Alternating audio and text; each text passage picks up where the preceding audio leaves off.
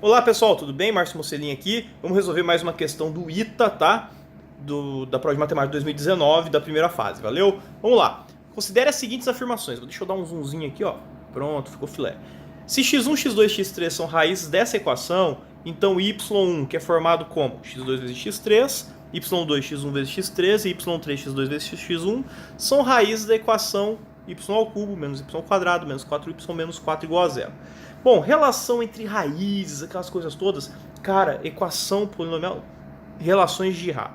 Parte para relações de Girard, que provavelmente ela vai te ajudar a resolver o exercício. Então, item 1, usando as relações de Girard, o que nós temos? Vamos lá, deixa eu me ajeitar aqui, que eu tô meio à vontade aqui, tá deitado aqui na minha cama para fazer esse vídeo. O que a gente vai fazer aqui, ó? Bom, a soma das raízes, se você está lembrado das relações de Girard, você tem soma de raízes, você tem somatório da multiplicação delas duas a duas, o produto das raízes, para o caso de um polinômio de grau 3, uma equação algébrica de grau 3. Bom, y1 mais y2 mais y3, a soma das raízes é o quê? É igual a x2 vezes x3, mais x1 vezes x3, mais x1 vezes x2.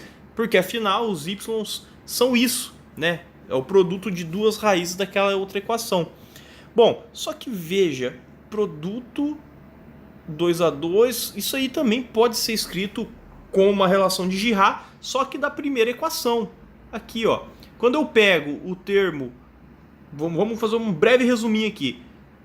Sempre o denominador nas razões de Girard, porque são razões, sempre o denominador vai ser o coeficiente do x ao cubo, porque é o maior grau que você tem, que nesse caso é 1. Perfeito? Depois você vai alternando o sinal ora negativo, ora positivo, ora negativo, ora positivo, tá? E esse sinal vai aparecer nas relações de Girard dos outros coeficientes dividido pelo coeficiente do maior grau, que no caso é 1 ali. Então aqui, pessoal, a primeira relação de Girard é quando você pega aqui esse menos 2, troca o sinal dele, porque lembra? Menos mais, menos mais, menos mais. Primeiro começa menos. Menos 2 com menos mais dividido por 1. Mais 2 dividido por 1, 2. Então, a primeira relação de Girard, ela nos fala que essa razão que eu acabei de fazer com vocês é a soma das raízes. Então, eu sei que x1 mais x2 mais x3 é 2. Agora, a outra relação de Girard, pegando outro coeficiente, que nesse caso aqui, mais 1, sem trocar sinal, porque é menos mais, menos mais, menos mais. Sem trocar sinal, mais 1 dividido por 1, mais 1, 1. É igual o somatório do produto das raízes tomadas de 2 a 2, que é isso daqui, tá? É a segunda relação de Girard que nós temos ali. E a terceira, no polinômio de grau 3, que seria eu pegasse o 2 dividido por 1, 2, troca o sinal menos 2, né? Porque é menos mais e assim por diante. Você vai invertendo o sinal. Nesse caso aqui, então, o produto das raízes dessa equação é menos 2. Então, com base nesses fatos, que nós vamos encontrar uma relação para os y's aqui e ver quais seriam os valores das razões que você teria para as relações de Girard dessa equação que os y's seriam raízes, tá?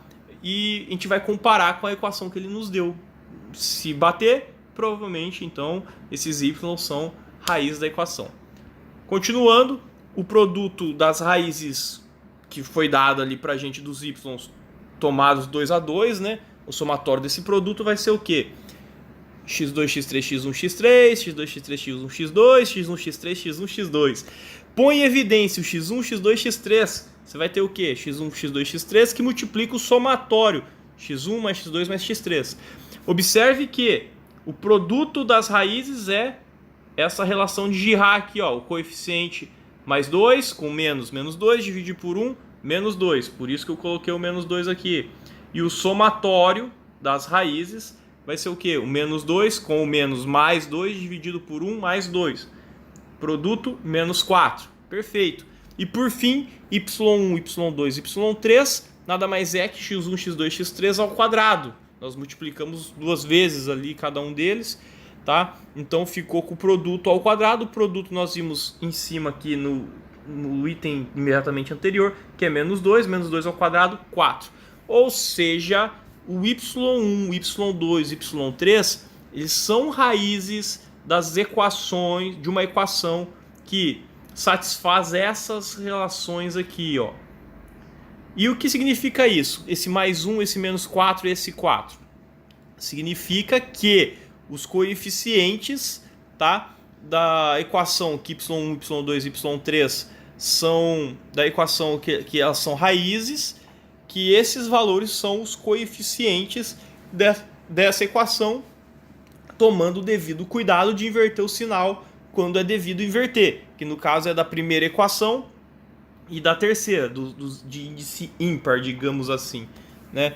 Então aqui, pessoal, a equação, considerando o primeiro termo coeficiente dessa equação como sendo 1, tá? A gente vai chegar que os coeficientes da equação que y1, y2 e y3 são raízes é o quê? Y ao cubo menos y ao quadrado menos 4y, aqui eu não inverto o sinal, menos 4, termo independente, igual a zero. Observe que a equação que eu acabei de citar é justamente essa equação, ou seja, y1, y2 e y3 são raízes dessa equação. Por quê? Porque a forma como os y são formados através do x1, x2 e x3 nos fez chegar nessa conclusão através das relações de Girard.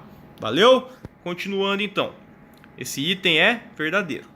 Continuando, o próximo item, que está meio devagar. Considere, então, esses números aí, x menos 1, x e x mais 1. Opa, tem que ler antes, o item 2. A soma dos cubos de 3 números inteiros consecutivos é divisível por 9. Então essa é a afirmação que a gente vai tentar mostrar. 3 números consecutivos, posso escrever dessa maneira? Posso. x menos 1, x e x mais 1. O que eu vou fazer? A soma dos cubos deles, vamos escrever essa soma como sendo S, por exemplo, ela vai ser escrita da seguinte forma.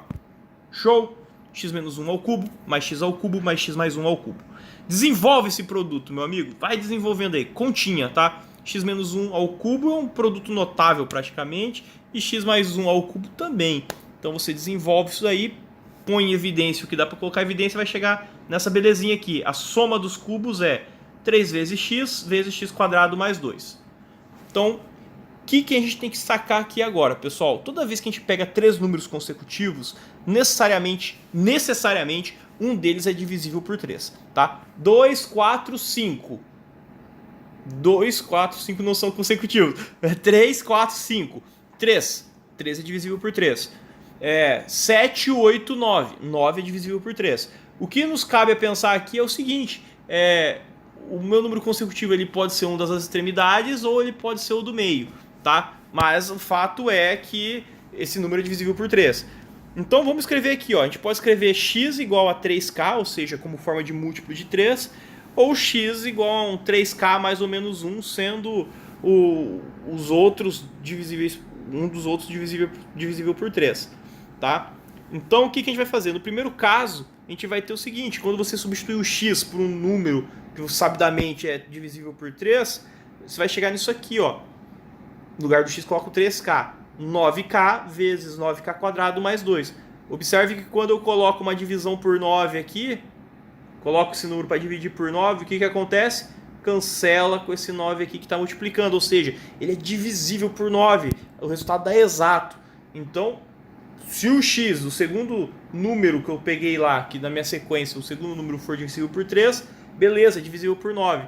Agora não, vamos supor que não o segundo. O x é um dos números que não é o divisível por 3. Ele é o outro que é o próximo, é o anterior a ele, não importa. Por isso que eu coloquei mais ou menos 1. Então, no lugar do x, vai substituir o quê? 3k mais ou menos 1. Então é isso que a gente vai fazer. No lugar do x, substituímos 3k mais ou menos 1. Vamos fazer as devidas simplificações. Vamos colocar em evidência o 3 aqui dentro que apareceu. Vamos dar um zoom aqui. Voltei. Foi mal, pessoal que está no celular. Dá um trabalhozinho grande fazer isso. Tá? Então vamos lá. Aqui fiz as devidas simplificações. Aqui deu 9k quadrado, 3k vezes 1, 3k vezes 2, 6k, 6k mais 1, mais 2, mais 3. Então ficou 9, 6 e 3. Põe o 3 em evidência junto com esse 3 aqui, vai ficar 9.